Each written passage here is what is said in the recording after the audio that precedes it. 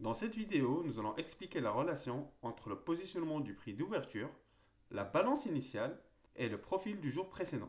Mais surtout, comment tout cela peut nous aider à estimer le range potentiel du jour et également d'avoir des opportunités de trade avec une grande probabilité de gain. Avant de commencer ce cours, j'aimerais rappeler ce que c'est que la balance initiale. Donc la balance initiale est tout simplement la première heure d'activité du marché. Par exemple, pour notre session européenne, cela correspond à l'heure qui suit l'ouverture du marché, donc de 8h à 9h du matin. La balance initiale est représentée au niveau du market profile par les deux TPO qui portent la lettre A et B. Lors de la vidéo précédente, nous avons vu les 4 types d'ouverture de marché. Aujourd'hui, nous allons voir ensemble quelle est la relation entre le positionnement du prix d'ouverture et le range du jour précédent, et comment ce dernier peut avoir une influence et une implication directe et mesurable sur le développement de notre profil du jour. Le simple fait qu'une nouvelle séance ouvre à l'intérieur ou à l'extérieur du range du jour précédent va nous aider à évaluer le risque des trades, des opportunités et à estimer le développement potentiel du range du jour. Le concept essentiel ici est l'équilibre du marché. Quand un marché ouvre en déséquilibre, c'est-à-dire à l'extérieur du range de la veille, le potentiel pour un mouvement dynamique dans l'une ou l'autre direction est élevé. Inversement, un marché qui ouvre à l'intérieur de la value area incarne un faible risque, mais aussi moins d'opportunités. Nous allons voir ensemble 3 scénarios possibles en mettant l'accent sur le risque potentiel du trade, l'opportunité et le développement du range. Le premier scénario serait l'ouverture dans la value area du jour précédent. Dans le cas d'une acceptation, nous avons un marché qui ouvre à l'intérieur de la value area du jour précédent et durant la première heure d'activité du marché, il n'arrive pas à sortir de cette zone. Généralement, au niveau du market profile, cela serait représenté par un chevauchement des deux premiers TPO qui forment notre balance initiale. Un chevauchement de la lettre A et B d'au moins 50% nous indique que généralement, nous avons un marché qui est en équilibre et que le sentiment général n'a pas radicalement changé depuis le jour précédent. Le risque et l'opportunité des trades sont tous les deux relativement faibles et que notre séance du jour restera contenue dans le range du jour précédent ou dépassera légèrement l'un des extrêmes de la veille. Donc, quand notre marché ouvre et se construit à l'intérieur de la value area du jour précédent, il est possible très tôt de faire une estimation approximative du potentiel du range du jour en cours de développement. Si on est persuadé que l'un des extrêmes formés lors de la balance initiale va tenir tout au long de la séance, on peut estimer le potentiel du range du jour en superposant la longueur du range du jour précédent à partir de cet extrême. Par exemple, si le range du jour précédent fait 30 ticks et que durant la période de la balance initiale, donc la première heure d'activité du marché, une extrémité basse de notre profil du jour se forme indiquant la présence de gros acheteurs à ces niveaux et qu'elle tiendra probablement toute la séance. On peut donc compter 30 ticks à partir de ce bas de profil afin de trouver une limite approximative pour les niveaux les plus hauts de notre journée. C'est une approximation cohérente et contribue à la visualisation nécessaire pour trader avec une certaine confiance et adapter nos stratégies en fonction. Si on souhaite intervenir dans ce genre de contexte et initier des positions dans le marché, une fois qu'on a la confirmation qu'on est bien dans une journée équilibrée, à ce moment-là, on peut intervenir au niveau des extrémités du range du jour précédent. Si le marché arrive sur l'extrémité basse du range de la veille, on peut initier une position longue ou une position acheteuse. A l'inverse, si le marché arrive sur l'extrémité haute du range de la veille, on peut initier une position short dans le marché, donc une position vendeuse. Bien évidemment, avant d'entrer en position, on va affiner avec le carnet d'ordre qui va nous permettre d'entrer sur un niveau précis sur lequel il va y avoir un duel et une réaction forte de la part des vendeurs ou des acheteurs.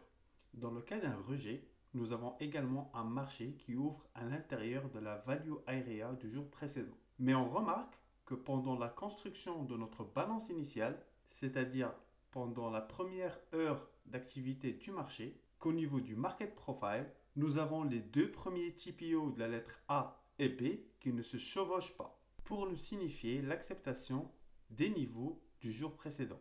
Dans ce cas-là, le message envoyé par le marché, c'est qu'il pourrait rompre cet équilibre et qu'une cassure précoce peut conduire les prix complètement au-delà des limites du range du jour précédent. Et donc, nous ne pourrons pas faire une estimation du nombre de ticks du range de notre journée car elles peuvent être illimitées dans la direction du mouvement initiateur. Pour notre deuxième scénario, nous avons un marché qui ouvre à l'extérieur de la value area mais reste dans le range du jour précédent. Dans le cas d'une acceptation des prix de la veille, nous avons donc un marché qui retourne dans la value area du profil précédent pendant la période de la balance initiale avec les deux TPO A et B qui se chevauchent d'au moins 50%. Ce n'est qu'en ce moment-là qu'on peut dire qu'on est dans un marché équilibré. Et pareil que pour le scénario précédent, les mêmes règles vont s'appliquer. C'est-à-dire que notre méthode employée pour estimer le nombre de ticks de notre range du jour peut s'appliquer en reportant à partir de notre extrémité du jour le nombre de ticks que le marché a fait la veille. À la fin de notre balance initiale et à partir de 9h15, on sait qu'au minimum, pendant la prochaine heure, le marché va rester coincé à l'intérieur de cette value area du jour précédent. On peut donc profiter de cette situation en initiant des positions longues, donc acheteuses quand le marché arrive sur l'extrémité basse du jour précédent, et à l'inverse, initier des positions short, donc vendeuses quand le marché retourne sur l'extrémité haute du jour précédent. Dans le cas d'un rejet, nous avons donc un marché qui ouvre à l'extérieur de la value area de la veille, mais reste dans le range du jour précédent, et pendant la balance initiale, à aucun moment, il revient sur la value area du jour précédent.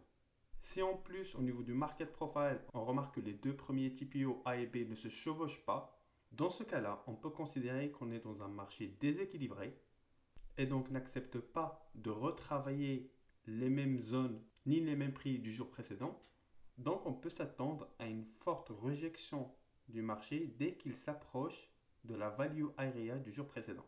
On peut profiter de cette situation si notre marché ouvre à l'extrémité basse du profil de la veille. On peut initier une position short dès qu'il se rapproche de la value area du jour précédent. Et à l'inverse, si le marché ouvre à l'extrémité haute du range de la veille et à aucun moment pendant la première heure d'activité du marché ne revient sur la value area du jour précédent, à ce moment-là, on peut initier des positions longues dès que le marché se rapproche de la value area de la veille en espérant une forte rejection des prix. Nous ne pouvons donc pas, dans ce genre de contexte, de faire une estimation du nombre de ticks que pourrait faire notre range du jour, car le marché est considéré en total déséquilibre et que le potentiel du range est illimité dans la direction de la cassure. Pour notre troisième scénario, nous avons un marché qui ouvre complètement à l'extérieur du range du jour précédent. Que l'on soit en cas d'acceptation ou en cas de rejet, on considère que le marché est en total déséquilibre.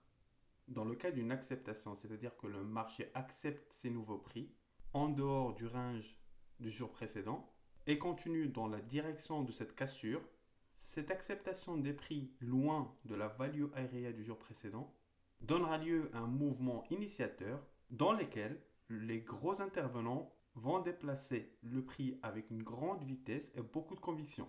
Le potentiel du range est illimité dans la direction de la cassure et on peut s'attendre à un jour directionnel. Un autre type d'acceptation peut avoir lieu qui se caractérise par un marché qui ferait des allers-retours autour de ces nouvelles zones de prix loin de la value area de la veille et qui ne donne pas lieu à un mouvement initiateur ni à une journée directionnelle. Dans les deux cas, tant que le prix ne retourne pas dans le range du jour précédent, on peut dire que le marché a accepté cette cassure et qu'on est dans un marché en total déséquilibre. Dans le cas d'un rejet, nous avons un marché qui ouvre au-delà du range du jour précédent. Nous allons donc assister à une rejection de ces nouvelles zones de prix. Le potentiel d'un mouvement de prix dynamique dans la direction opposée à la cassure d'ouverture sera mis en route. Dans notre exemple, nous avons un marché qui ouvre au-dessus du plus haut du jour précédent et ne parvient pas à poursuivre son mouvement haussier. Rapidement, il rencontre des vendeurs réactifs qui ramènent le prix dans la valeur acceptée précédemment, c'est-à-dire la value area du jour précédent. Le potentiel du range du jour reste toujours illimité car le marché a ouvert en déséquilibre et pourrait se déplacer significativement dans la direction opposée. Donc je récapitule, la balance initiale représente la première heure d'activité du marché. Elle va nous dévoiler de précieuses informations sur le type de journée que nous allons avoir et nous permet également de faire une estimation sur le nombre de ticks que ferait notre range de journée. Le simple fait de suivre l'ouverture du marché par rapport au range et à la value area du jour précédent est une information générée par le marché très précieuse. Un marché qui ouvre dans la value area est généralement en équilibre et un marché qui ouvre à l'extérieur du range de la veille serait donc en déséquilibre. Si on combine la relation entre l'ouverture et le jour précédent avec d'autres éléments générés par le marché comme le type d'ouverture que nous avons vu dans la vidéo précédente, il est possible de trader avec une compréhension plus objective et d'avoir une image d'ensemble.